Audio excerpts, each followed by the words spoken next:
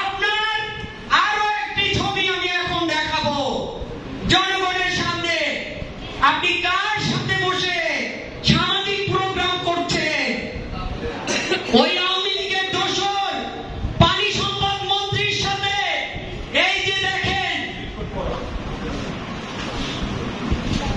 এই যে দেখেন আপনারা, উনি পানি সম্পদ মন্ত্রীর পাশে। আওয়ামী লীগের দোসর কে? উনি ওনার সাথে কি আছে আপনারা দেখেন। এই যে দেখেন আপনারা, এই যে পানি সম্পদ মন্ত্রী। তো আরো আছে ওনার ছোট ভাই যুবলীগের সদস্য, এখনো কমিটিতে আছে।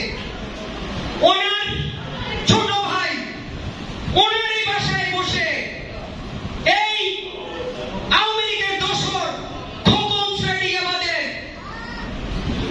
ইলেকশন পরিচালনা করছে। আমরা দেখি নাই, পেপার পত্রিকা আপনারা দেখেন নাই, এইখানে সেটাও আছে, এইখানে সবকিছু আছে, আমার কাছে সব প্রমাণ আছে। আপনারা যারা যারা বড় কথা বলেছেন না, সবাই প্রমাণ রয়েছে আমার কাছে।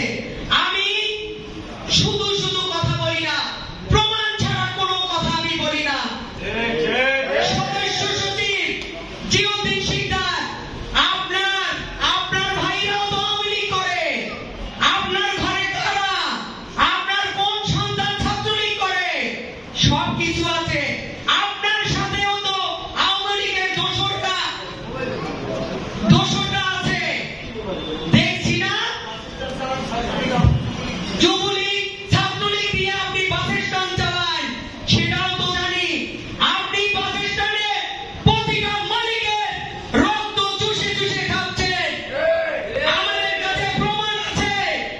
আপনি বাস স্ট্যান্ডের প্রতিটা মালিকের রক্ত, প্রতিটা মালিক এখন ধুকে ধুকে ধুকছে, তারা চাকা কেনার টাকাটা পর্যন্ত পাচ্ছে না।